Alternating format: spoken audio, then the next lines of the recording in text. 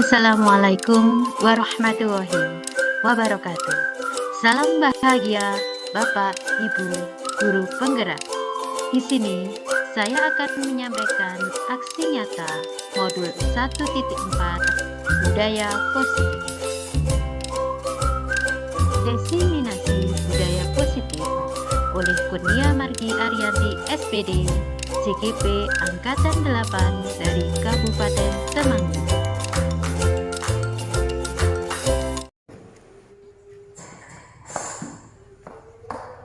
Assalamualaikum warahmatullahi wabarakatuh.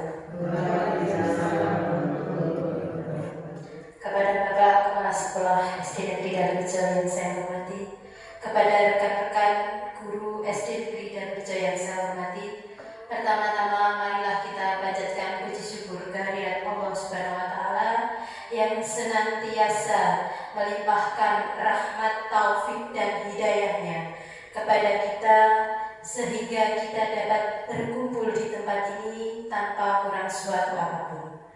Salawat serta salam senantiasa kita junjungkan kepada Nabi kita Muhammad Sallallahu Alaihi Wasallam yang kita nantikan syafaatnya di dunia dan di akhirat. Bapak Ibu yang saya hormati, di sini saya selaku CGP Angkatan 8 dari Kabupaten Temanggung akan menyampaikan atau memaparkan budaya positif modul 1.4. Budaya positif pembebasan rekan sejawat. Nah, di sini saya akan menyampaikan bagaimana terkait tentang ilmu yang saya dapat di CGP Angkatan 8 tentang budaya positif yang berimbas pada lingkungan sekolah kami. Yang pertama adalah budaya positif. Seorang guru memiliki peran untuk membangun atau mewujudkan budaya positif di sekolah. Budaya positif merupakan perwujudan dari nilai-nilai atau keyakinan universal yang diterapkan di sekolah. Budaya positif diawali dengan perubahan paradigma tentang teori kontrol.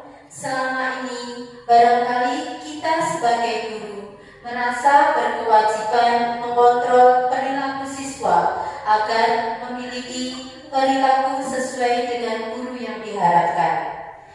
Perwujudannya, guru sering memberikan hukuman kepada siswa yang melakukan kesalahan dan memberikan imbalan atau reward kepada siswa yang berbuat baik. Ternyata paradigma ini sekarang sudah tidak berlaku karena adanya filosofi Ki Hajar Dewantara, yaitu yang berkaitan dengan pendidikan berpihak pada murid.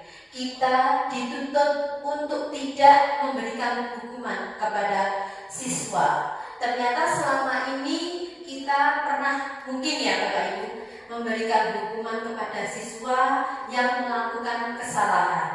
Tapi paradigma yang baru itu ternyata kita tidak boleh memberikan hukuman atau konsekuensi. Tapi dengan kata lain, kita mempunyai restitusi atau solusi yang diterapkan untuk menangani suatu masalah. Nah, berdasarkan dari penelitian yang telah disampaikan, yaitu tentang teori kontrol, nanti akan saya jelaskan tentang beberapa teori kontrol di sini. Kemudian semua perilaku manusia itu mesti memiliki tujuan. Nah, untuk itu tujuan itu juga pada perilaku siswa juga mempunyai tujuan. Bahkan sebuah kesalahan pun yang dilakukan siswa itu pasti memiliki alasan. Mengapa mereka itu bertindak sedemikian, itu mereka mempunyai alasan tersebut, dan yang disebut dengan kebutuhan dasar manusia. Nah, di sini saya akan menyampaikan budaya positif pemikiran Ki Hajar Dewantara. Budaya positif yang tercakup dalam pemikiran Ki Hajar Dewantara yaitu karakter yang merupakan pencerminan dari diri siswa, kodrat yang mereka miliki dari lahir, yang mereka bawa dan bisa dijadikan budaya positif di sekolah. Jadi setiap anak itu unik, memiliki keunikan yang ada di dalam diri masing-masing. Maka dari itu tidak ada anak yang pandai dan tidak ada anak yang bodoh. Semuanya sama. Tapi kita sebagai guru harus memperlakukan mereka dengan sesuai dengan kodrat alam yang mereka miliki. Kemudian di sini budaya positif guru penggerak itu menempatkan fokus pada siswa dan membantu guru dalam memahami kebutuhan individu siswa mereka. Guru didorong untuk menggunakan pendekatan yang beragam dan kreatif untuk memenuhi kebutuhan siswa dan membantu mencapai potensi belajar yang penuh. Nah, di sini saya mau bertanya, apakah di kelas Bapak Ibu pernah ada suatu permasalahan yang dihadapi? Nah, Pernah. Ya, permasalahan apa yang ada di kelas panjenengan? Siapa yang bisa memaparkan permasalahan yang ada di kelas mungkin? Ya, silakan. permasalahan terutama di kelas 1 itu kan anaknya kan beda-beda. Ada yang misalnya untuk awal seperti ini, anak itu ada yang sudah memahami misalnya dalam bahasa Indonesia huruf itu ada yang sudah menguasai huruf, ada yang belum, ada yang belum. Kalau yang sudah menguasai, kalau ada yang sudah bisa, kita kan sebagai guru tidak begitu masalah, tidak hanya kita kalau memberikan materi. Nah, bagi yang belum itu saya selaku guru kelas 1 kadang masih kesukaran gitu loh, itu masalahnya. Jadi saya ya tetap berusaha untuk melayani anak yang belum bisa belum itu tetap melayani, tapi dalam menyampaikan materi terus ada kendalanya. Ya, itu yang bisa disampaikan dari Bu Sunastri untuk permasalahan yang di kelas 1 terutama membaca Ibu. Ya, itu memang permasalahan yang sangat konkret yang ada di kelas 1. Nah, di sini bagaimana kita akan menanggapi permasalahan tersebut, kita juga akan berkolaborasi.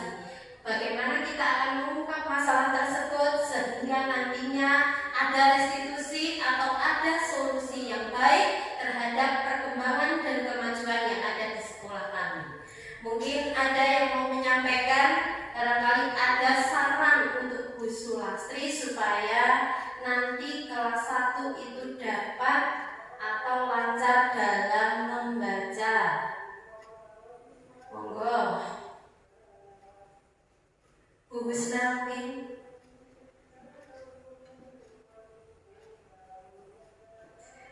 Untuk dapat lancar membaca, saran dari Bapak Ibu lainnya mungkin nanti bisa berkolaborasi dengan guru kelas 1 atau Bapak mungkin bisa menyampaikan. Memang benar yang dilakukan pelatih itu karena perbedaan pakaian tadi ada yang sudah paham huruf dan belum. Tentu saja ya mungkin ini kan belum mengalami kelas 1 ya. Mungkin dengan cara latihan yang terus menerus ya, sudah diberi tugas seperti itu yang saya pelatih tidak memberikan, cuma mungkin hasilnya tidak maksimal. Menurut saya ya tidak ada lain memang kecuali itu dengan diberi tugas dan banyak latihan di dalam kelas, terutama ini ditangani secara khusus untuk anak-anak seperti ini yang terlambat kayak gitu ya. Itu sampaian dari Pak Ruki, ternyata harus ada long time-nya untuk menjadi anak lancar membaca. Mungkin tidak hanya di sekolah, tapi peran serta orang tua itu ternyata sangat penting sekali. Contoh dari mungkin dari TK belum dituntut untuk bisa membaca, tapi sekarang SD sudah harus mampu membaca. Lah itu sangat dilema sekali. Nah, untuk itu saya akan menanyakan tentang disiplin dalam arti kata positif. Nah, makna kata disiplin itu disiplin sendiri itu terbayang dari benak sekalian. Apa tuh yang dimaksud disiplin di sini? Disiplin. Siapa yang pernah mendengar kata disiplin? Coba siapa yang bisa? Mbak Sasa? Disiplin. Kata disiplin.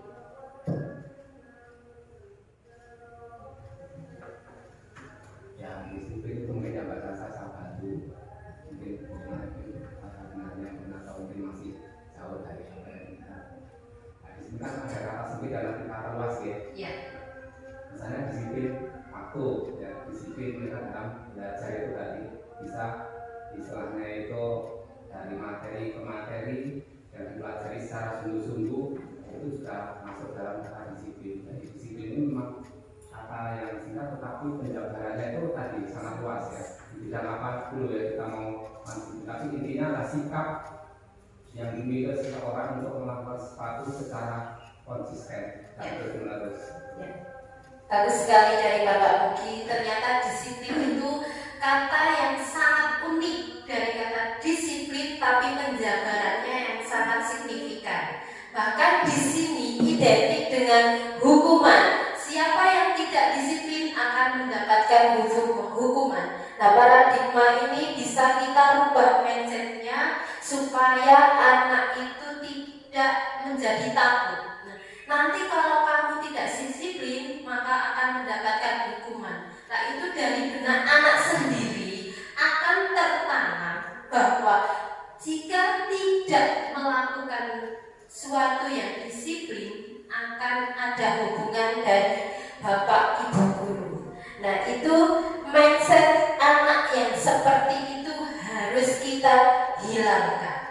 Nah, di sini padahal sejatinya anak itu tidak boleh kita hukum. Tapi apa daya, pada zaman sekarang anak itu lebih cenderung mereka tidak takut dengan guru karena kita tidak juga tegas.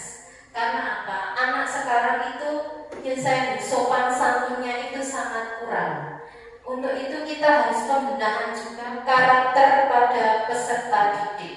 Dari program 5S yang akan saya canangkan di sini, yaitu salam, senyum, sapa, sopan, dan santun. Nah, di situ ada 5S itu yang memang harus benar-benar kita terapkan sehingga nanti output yang ada di SD kita itu akan menjadi lebih baik. Tidak hanya di dalam prestasi saja, tetapi sekarang banyak sekali ditemui anak-anak jika berpapasan atau berhubungan dengan teman lain, bahkan dengan guru, itu mereka tidak mengucapkan salam. Nah, dari situ saya berpikir bahwa karakter peserta didik itu jauh lebih baik daripada hanya nilai, itu menurut saya. Nah, di sini disiplin menurut pemikiran Ki Hajar Dewantara yaitu di mana ada kemerdekaan, disitulah harus ada disiplin yang kuat. Sungguh pun disiplin bersifat self-disiplin dari dasar kita sendiri. Kalau kita tidak bisa disiplin, maka kita juga tidak akan bisa menerapkan pada anak-anak.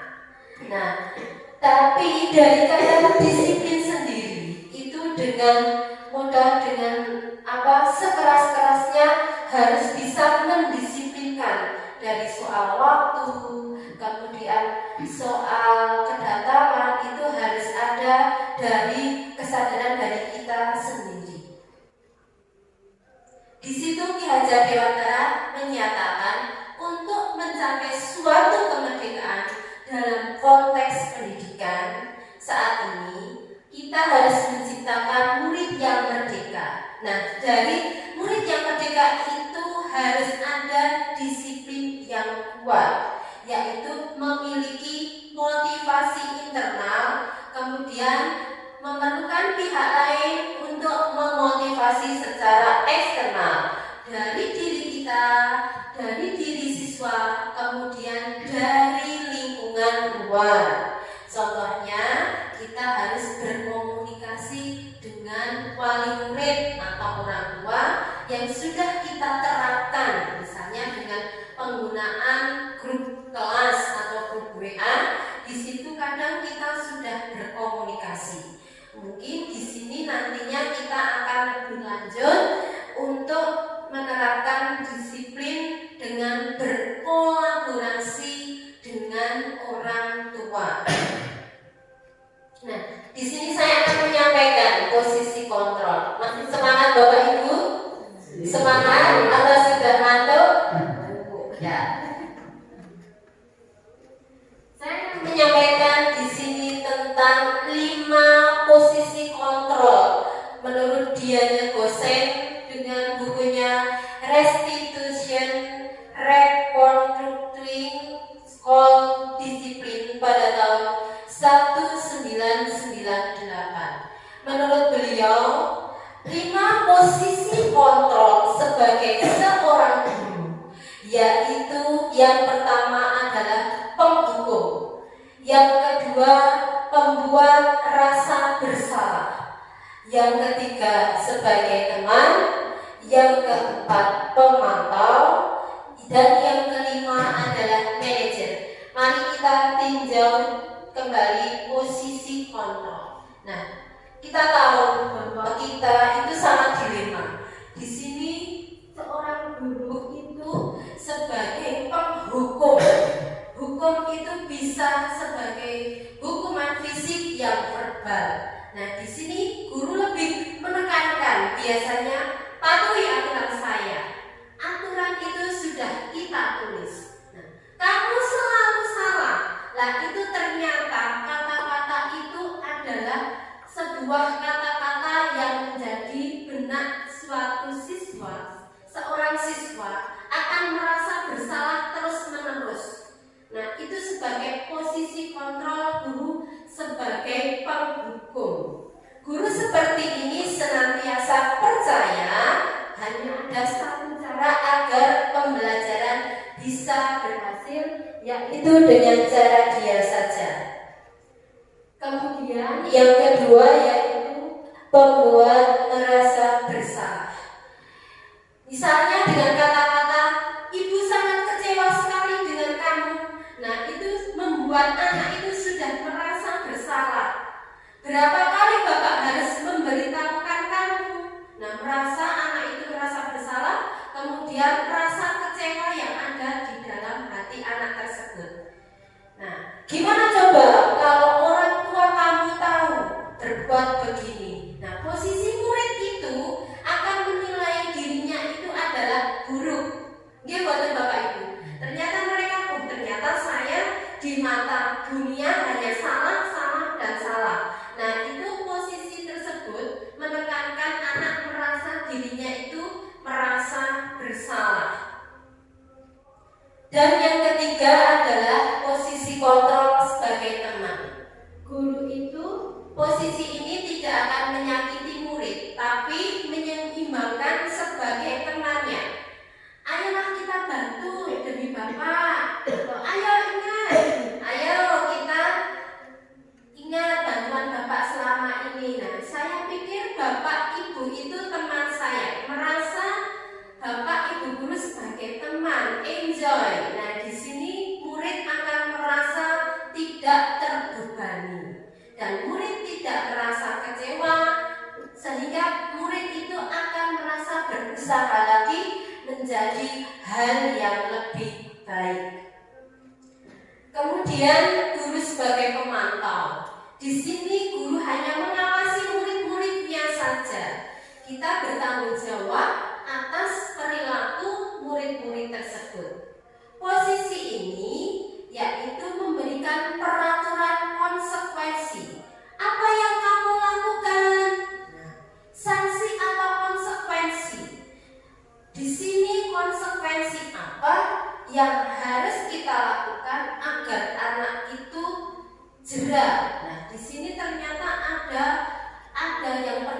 adalah hukuman, yang kedua adalah konsekuensi, dan yang ketiga adalah restitusi. Nanti akan kita bahas di sini.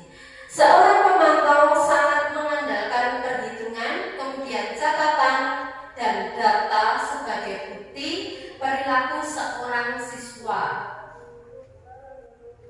Yang terakhir sebagai manajer. Nah, di sini posisi guru berbuat bersama dengan murid, mempersilahkan murid bertanggung jawab atas segala perilakunya, mendukung murid agar menemukan solusi permasalahan sendiri. Seorang manajer telah memiliki keterampilan di posisi teman maupun pemantau. Nah, nantinya diharapkan murid itu menjadi manusia yang mandiri, bertanggung jawab, dan mengacu pada restitusi yang dapat menjadikan murid menjadi seorang manajer, sehingga nantinya itu murid akan bisa kita ajak berkolaborasi. Nah, apa yang kita yakini? Kembali ke keyakinan kelas masing-masing. Apakah kita meyakininya, atau apakah kita bisa memperbaiki dari masalah yang ada pada murid tersebut? Berarti seorang tugas guru adalah dari 5 posisi kontrol. Apakah yang paling berkesan dari Bapak Ibu di sini? Dari 5 posisi kontrol tadi, apakah sebagai pemantau, atau manajer, atau pembuat rasa bersalah, atau menghukum? Mana yang lebih menjadikan lebih baik? Siapa yang bisa? Monggo, Bu Isna mungkin. Sebaiknya kita menjadi seorang yang bagaimana? Menurut saya mungkin sebagai teman.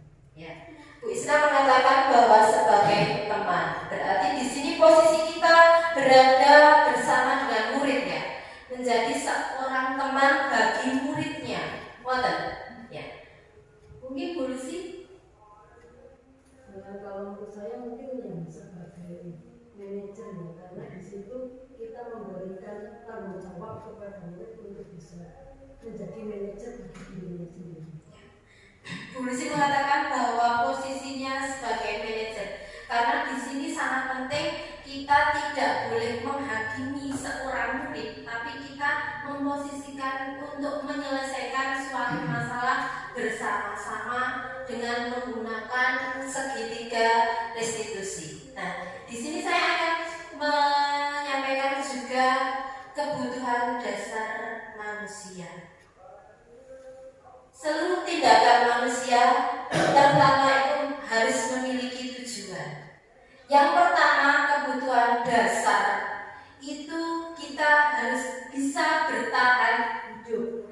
Yang kedua, kita harus mempunyai rasa kasih sayang atau love atau cinta. Kemudian ada kebebasan atau freedom, kesenangan atau fun, dan kekuasaan atau powerful. Nah, ketika seorang murid melakukan suatu perbuatan yang bertentangan dengan nilai-nilai kebajikan atau melanggar peraturan, hal itu sebenarnya dikarenakan mereka gagal memenuhi kebutuhan dasar mereka. Terdapat 5 kebutuhan dasar pada manusia. Bisa disebutkan Bu Husna 5 kebutuhan dasar pada manusia? Kebutuhan untuk bertahan hidup, Ya, kebutuhan bertahan hidup. cinta dan kasih sayang, Ya, kebebasan, ya, kemudian kesenangan, ya, dan yang terakhir kekuatan. ya. Beri aplaus kepada Bu Husna. Nah, kebutuhan dasar pada manusia itu ternyata ada 5. Berarti harus, apakah semua itu harus terpenuhi? Harus. Ya, adanya balance atau keseimbangan yang terdapat dalam diri manusia untuk kebutuhan bertahan hidup dengan sandang, papan, pangan, kebersamaan, ya.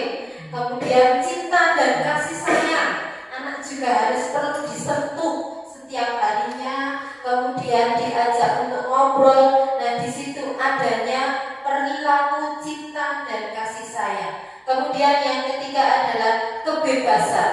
Anak tidak perlu ditekankan secara terus-menerus, karena sejatinya anak mempunyai kebebasan, tapi kebebasan yang terbatas. Yang terbatas. Meskipun mempunyai kebebasan, tapi kita juga mempunyai aturan-aturan yang harus mengimbanginya.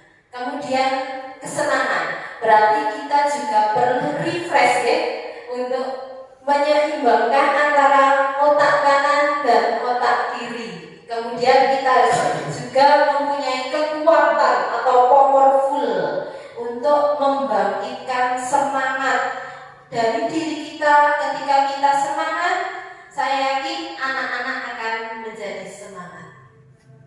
Kemudian di sini harus ada keyakinan kelas yang sudah disepakati. Di sini upaya konkret dalam menjalankan filosofi pendidikan menurut KHD dengan menanamkan budaya positif kepada peserta didik. Banyak kegiatan atau program yang di sekolah dapat mewujudkan penanaman sebagai budaya positif. Nah, di situ kita harus ada yang namanya kesepakatan kelas atau keyakinan kelas yang sama-sama harus kita sepakati terlebih dahulu. Apa yang menjadikan kesepakatan kelas itu nantinya akan disepakati dan dipatuhi semua anggota yang ada di dalam kelas. Saya contohkan, pertama kemarin saya membuat keyakinan kelas atas kesepakatan kelas. Yang pertama adalah datang tepat waktu. Ternyata anak-anak di situ mematuhi. Karena apa? Mereka menulis sendiri dan menempelkannya di dalam tembok. Di situ ternyata anak-anak datang kurang dari jam 7. Saya pun demikian harus bisa mematuhi aturan yang sudah ada tersebut, karena merupakan suatu kesepakatan yang telah disepakati bersama-sama. Kemudian yang kedua harus kreatif. Nah, di situ anak-anak ternyata saya membuat sesuatu, mereka sudah kreatif. Setiap kali anak-anak sudah mengerjakan tugas, ternyata mereka langsung, "Bu, saya mau presentasi." Nah, di situ anak-anak sudah mulai tertanam kreativitas yang ada pada diri siswa masing-masing. Yang ketiga, kemarin juga melaksanakan tugas tepat waktu. Karena banyak anak-anak yang bergurau, kemudian nanti tugasnya tidak selesai sampai jam pembelajaran berakhir. Nah, di situ kita membuat kesepakatan kelas, tugas harus selesai tepat waktu. Nah, ternyata dari seminggu yang saya terapkan ini, setiap kali pembelajaran tidak ada anak yang terlambat mengumpulkan. Pagi mereka mendapatkan PR, pagi sudah di meja saya. Saya hanya melakukan perubahan kecil yang ada di dalam kelas saya. Ternyata mereka sudah mulai mematuhi aturan tersebut, karena memang mereka yang akan membuat kesepakatan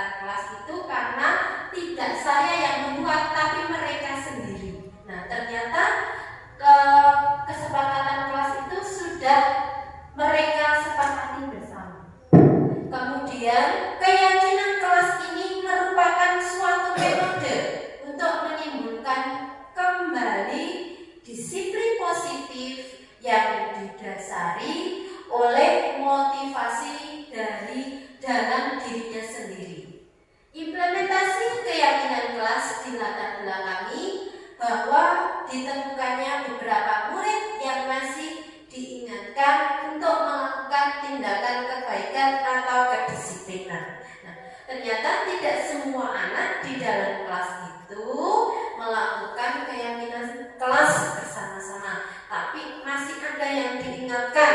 Misalnya harus menjaga kebersihan. Di setiap pagi saya harus meneliti, oh di bawah itu ada kertas atau tidak. Ketika di situ ada kertas, mereka sudah merespon lalu membuang ke tempat sampah. Nah, hasil keyakinan kelas 5. Nah, di sini yang pertama saya membuat seperti itu, bertanggung jawab mengerjakan tugas tiket, bersikap jujur, kemudian bersikap tenang pada saat pembelajaran berlangsung. Sekarang tidak center teacher atau hanya guru yang menerangkan, tapi dituntut untuk anak itu lebih kreatif. Mereka berkreasi sesuai dengan kemampuannya, bersikap sopan dan menghormati guru, kemudian saling tolong-menolong, kemudian hidup rukun dengan teman. Dan tadi sudah dijelaskan juga datang tepat waktu, kreatif, itu juga. Kemudian selalu menjaga kebersihan kelas di setiap awal dan akhir pembelajaran, mesti kelas itu akan menjadi bersih. Nah, itu contoh dari keyakinan kelas yang saya buat Bapak Ibu seperti ini. Ternyata sikap-sikap seperti ini yang ditimbulkan oleh anak itu dari dini, nanti dia akan terbesit di dalam benaknya, dan lama-kelamaan atau long time-nya itu anak tetap akan ingat bahwa ternyata disiplin yang saya dapatkan di sekolah akan berdampak pada diri mereka di dalam rumah ataupun masyarakat tentunya. Nah, di sini juga saya akan menyampaikan segitiga restitusi. Apa itu segitiga restitusi? Segitiga restitusi adalah proses penciptaan kondisi bagi murid untuk memperbaiki kesalahan mereka sehingga mereka bisa kembali pada kelompok mereka dengan karakter yang lebih kuat. Di sini ada 3 tahapan segitiga restitusi. Yang pertama, menstabilkan identitas. Yang kedua, validasi tindakan yang salah. Yang ketiga, menanyakan keyakinan. Nah, di sini kita bisa lihat bahwa kita harus menerapkan segitiga restitusi itu pada sekolah kita, karena dulu mungkin ada beberapa guru, mungkin saya pribadi sebelum mengenal segitiga restitusi ini akan memberikan hukuman untuk anak yang berbuat salah, kemudian memberikan reward atau penghargaan kepada siswa yang berprestasi. Itu tentunya akan memberikan dampak yang tidak baik.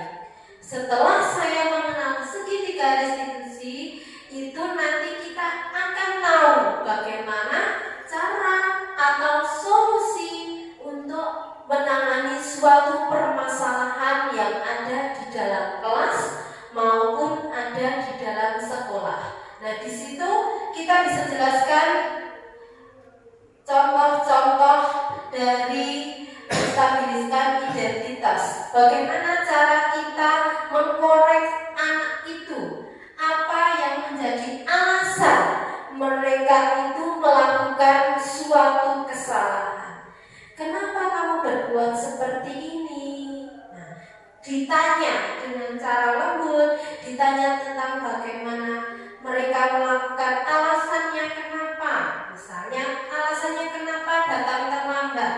Nah, kemarin saya juga meneliti bahwa ada beberapa anak itu yang masih datang terlambat. Ketika saya memakai segitiga restitusi ini dengan tahapan-tahapan tersebut, maka siswa itu sudah jauh lebih baik.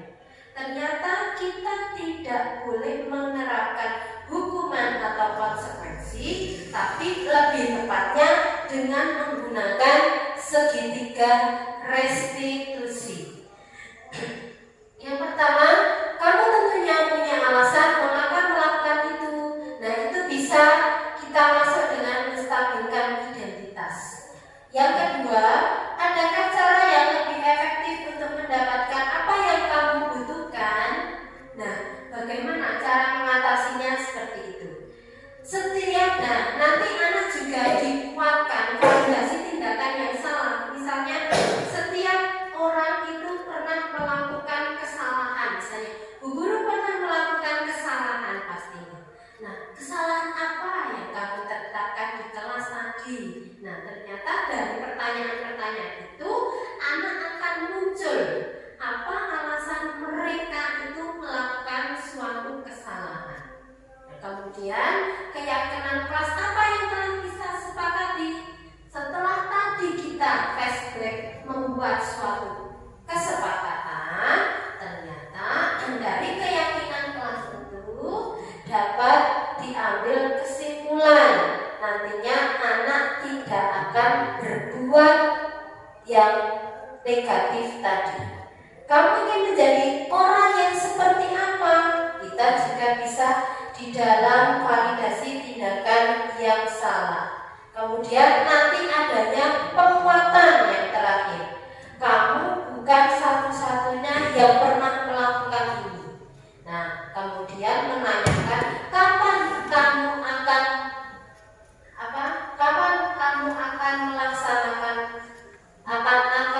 tidak akan melakukan kembali. Nah, itu bisa kita tanyakan untuk kesimpulannya. Yang pertama, menstabilkan identitas. Jika anak berbuat salah, maka ada kebutuhan dasar mereka yang itu tidak terpenuhi. Nah, dari sini kita bisa, oh ternyata anak tersebut karena melakukan suatu kesalahan, maka tadi kebutuhan dasar itu ada beberapa yang tidak terpenuhi. Maka dari itu, dengan segitiga restitusi, kita bisa membantu anak untuk tenang dan mencari solusi dalam menyelesaikan masalah. Yang kedua, memvalidasi tindakan yang salah. Nah, konsep langkah kedua, kita harus memahami kebutuhan dasar tindakan anak membuat kesalahan menurut. Nah, kemudian dengan teori kontrol itu kita nantinya akan sebagai pemantau atau sebagai penghukum atau sebagai teman, bahkan sebagai seorang manajer. Yang terakhir adalah menanyakan keyakinan kelas. Teori kontrol pada langkah-langkah ke-1 dan ke-2 itu, maka anak akan siap untuk dihubungkan dengan nilai-nilai yang dia percaya dan berpindah menjadi orang yang diinginkan.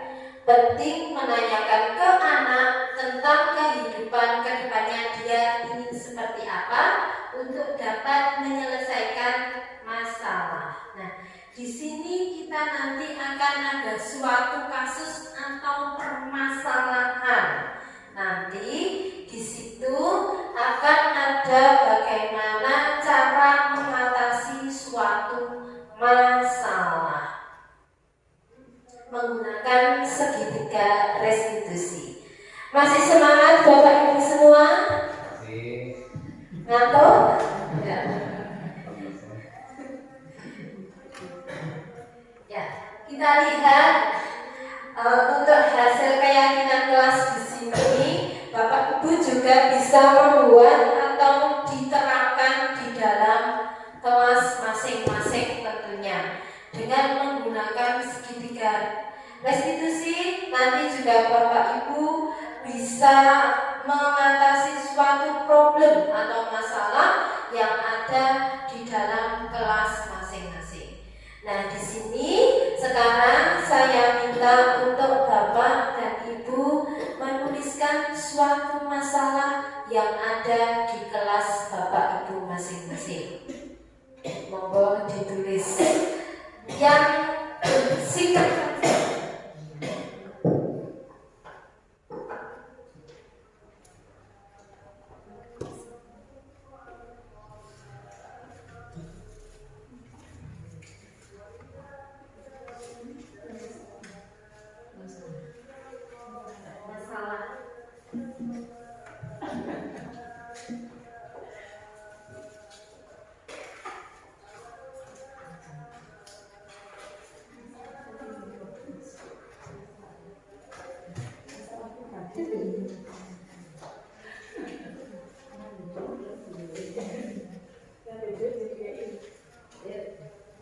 Silakan ditulis.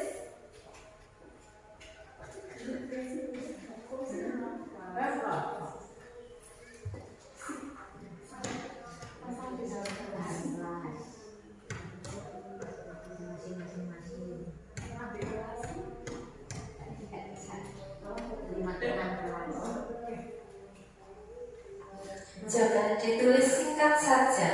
Nanti kita akan bisa melihat permasalahan yang ada di kelas masing-masing oleh Bapak Ibu guru.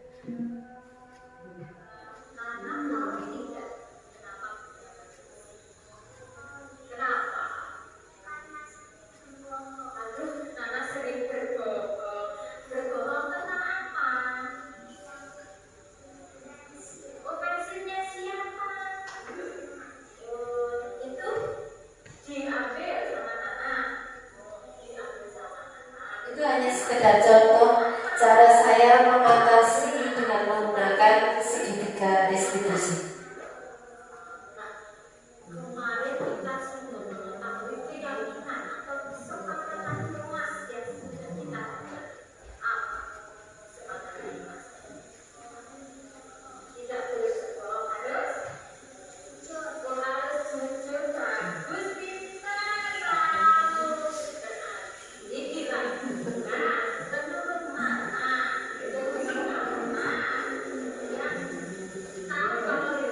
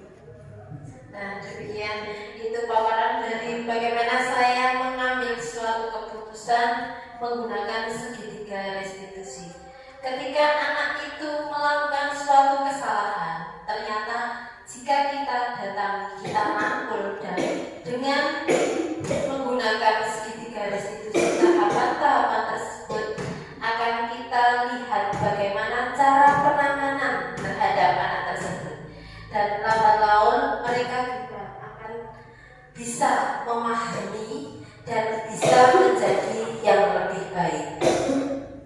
Sudah ada masalahkah yang ada di depan Bapak Ibu semua? Sudah?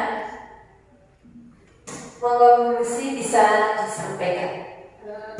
Untuk masalah di kelas saya, di kelas 2, jadi beberapa anak itu masih bergantung pada teman-temannya, tapi belum mandiri. Jadi ketika diberi tugas, mereka masih berusaha untuk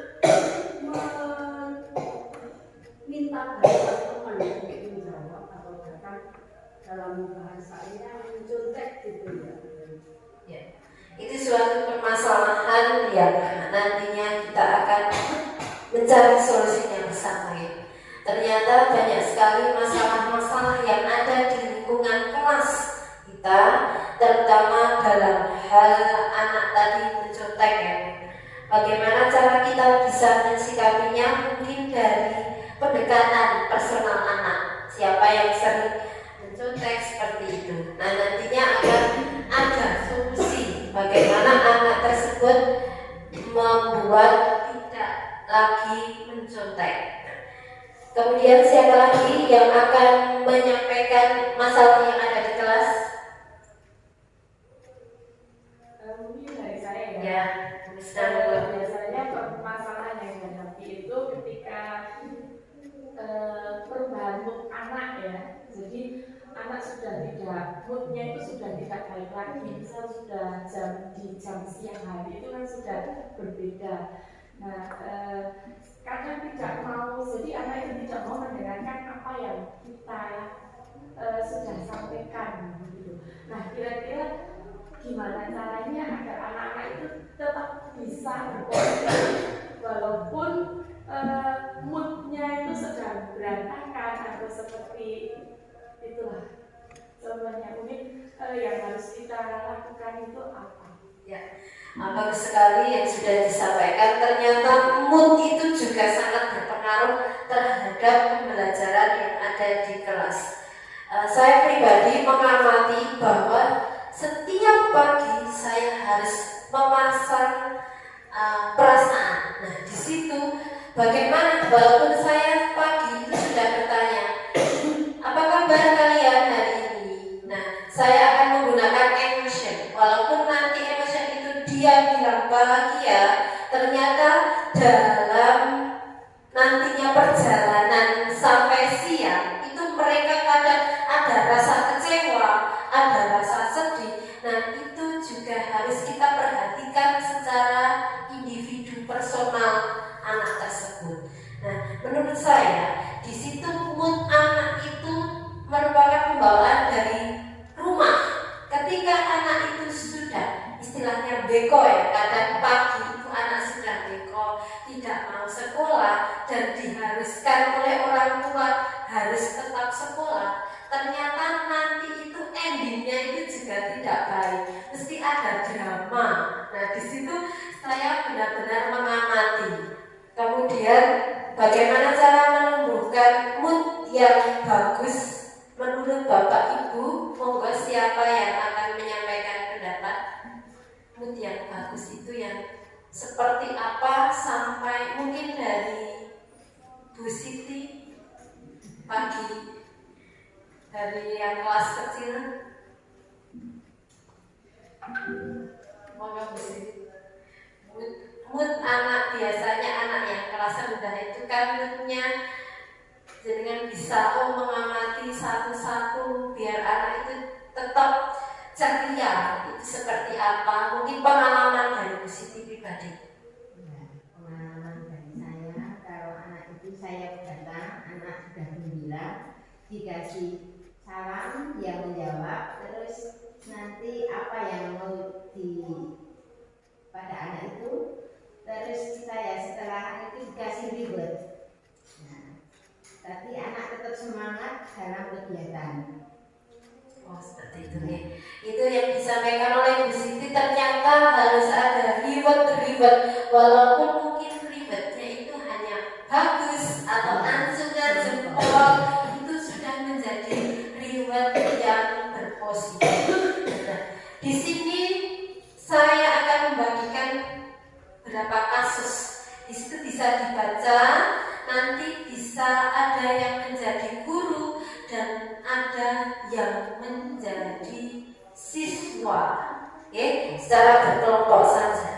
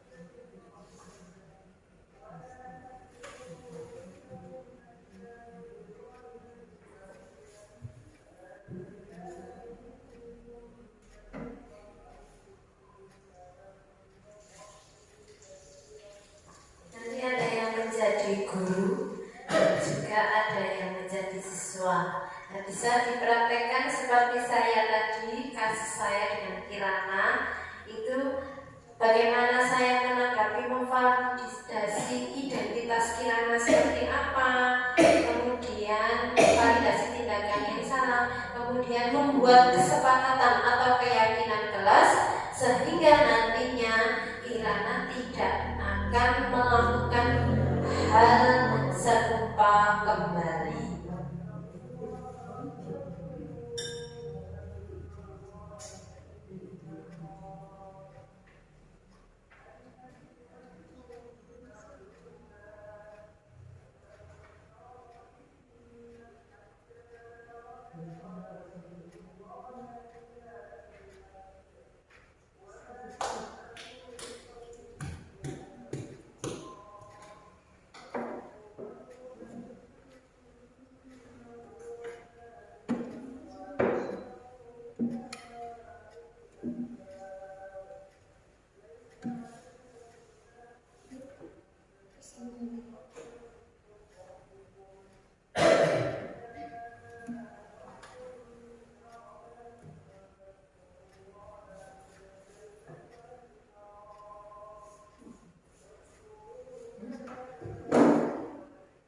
Ada yang sudah siap menjadi murid dan menjadi guru di sini?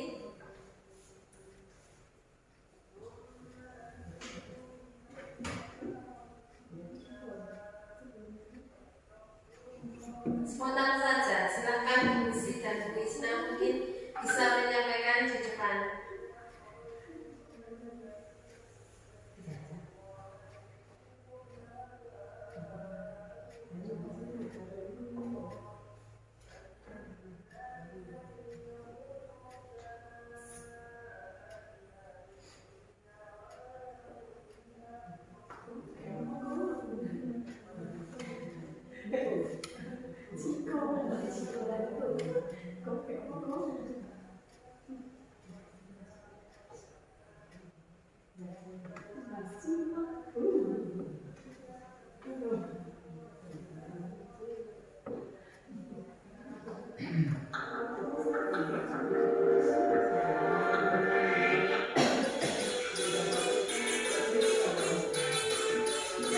Sambil ekspresi dulu ya, biar tetap semangat.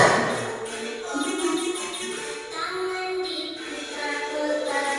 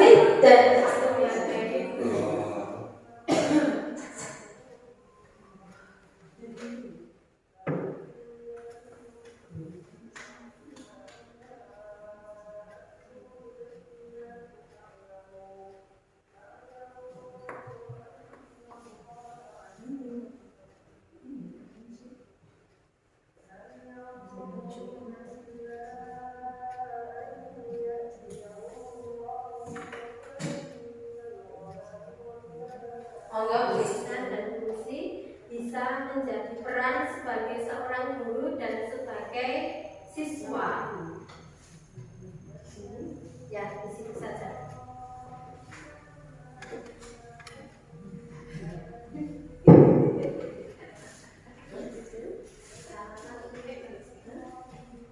Ayo. Nama ini atau nama Ya, di situ saja. Mbak Bita, kita kan manusia ya, kita mesti selalu benar. Pasti ada perbuatan yang kita lakukan itu salah. Kira-kira Mbak Bita tahu tidak Bu Guru memanggil Mbak Bita ke sini itu karena apa? Tahu? Yo, coba selama pelajarannya Pak Pasti kemarin, apa yang Mbak Bita lakukan?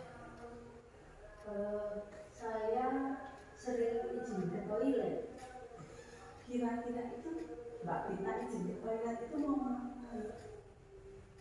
Kemarin itu sebelum pelajaran dimulai, saya dan teman-teman itu bercakap-cakap untuk berdiskusi untuk melakukan sesuatu hal yang lucu selama pelajaran. Terus teman-teman kita bersepakat bahwa sebelumnya saya mengusulkan ide untuk izin ke toilet gitu. Kemudian teman-teman menyuruh saya untuk yang melakukan itu. Apa Mbak Bita senang melakukan hal tersebut? Nah, Kalau merugikan teman-teman yang lain pada saat pelajaran, Mbak Bita senang? kan saya kan dengan seperti itu saya jadi banyak teman. Saya kan sebelumnya nggak punya teman. Yo, coba kita kan kemarin awal pertemuan sudah membuat keyakinan keras. Kira-kira kalau Mbak Bita melakukan hal itu dan merugikan teman di kelas, melanggar keyakinan yang mana?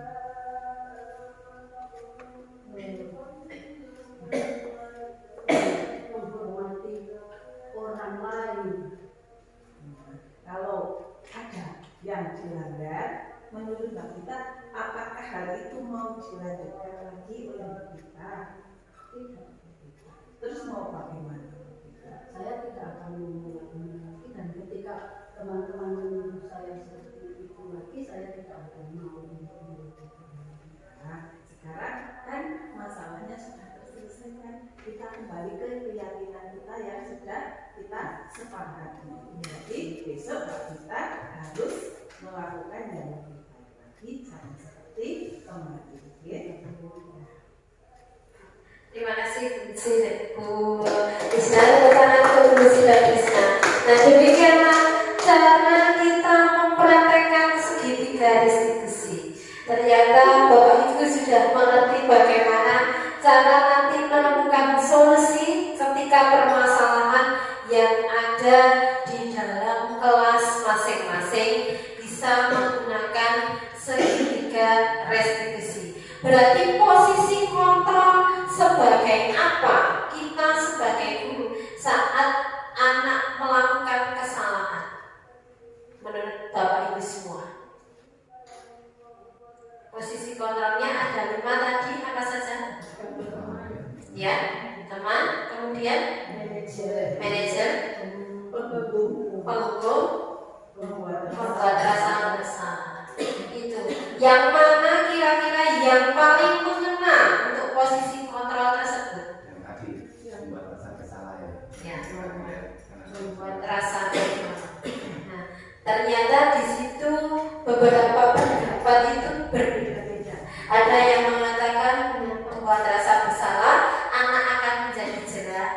Tetapi ada posisi kontrol sebagai manajer, anak menjadi lebih nyaman walaupun dia merasa bersalah, tapi guru itu menjadi seorang manajer, tidak membuat dia sebagai penghukum. Nah, di situ anak kemudian akan bingung. Berarti saya itu membuat kesalahan ini mesti ada alasannya.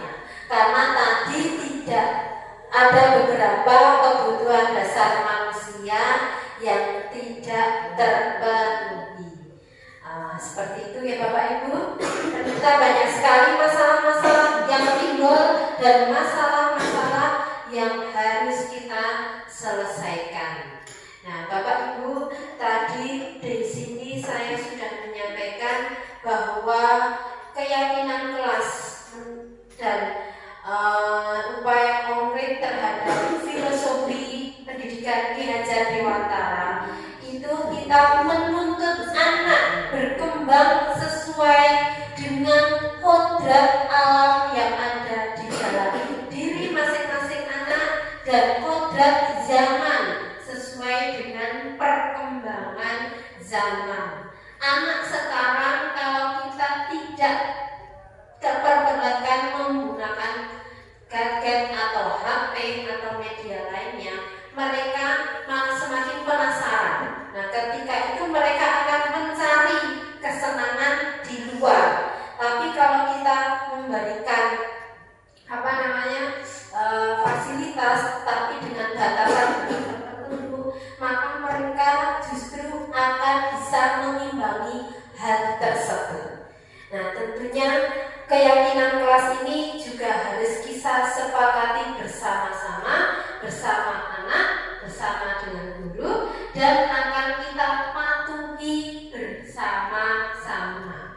Mungkin monggo Bapak Ibu bisa menerapkan di kelas masing-masing. Misalnya anak yang di kelas rendah biasanya sering pergi keluar masuk kelas tanpa izin karena memang anak-anak yang kecil itu sedemikian rupa mau ke WC atau jajan atau apa itu tidak izin dengan gurunya. Seperti itu ya Bapak Ibu yang perlu saya sampaikan tadi terkait dengan disiplin positif yang akan saya canangkan di SD kami, yaitu program 5S. Tadi apa Bapak